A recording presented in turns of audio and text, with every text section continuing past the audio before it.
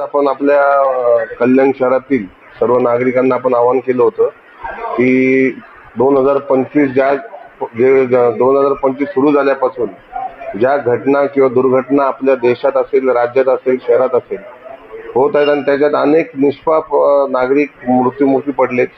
म्हणजे तुम्ही सुरुवातीलाच बघाल तर जसं कुंभमेळ्यामध्ये अनेक चेंगराचेंगरीमध्ये अनेक भक्त त्याच्यामध्ये दगावले. त्यानंतर आत्ताच लेटेस्ट जे विमान क्रॅश झालं त्याच्यामध्ये जवळपास 250 लोक गेली. आणि आपल्या इथे बघितलं मुंबई म्हणजे असा कधी अपघात होत नाही, विचित्र अपघातामध्ये 6-7 लोक मृत्युमुखी पडली आणि अनेक दुर्घटना आपल्या राज्यात असतील, देशात घडत आहेत.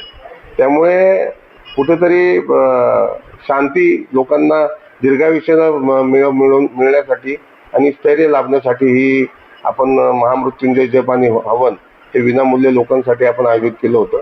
सकाळी 9 वाजल्यापासून हे सुरू झालं आणि अनेक लोक दर्शनाला येत आहेत आणि हवनसाठी बसत आहेत.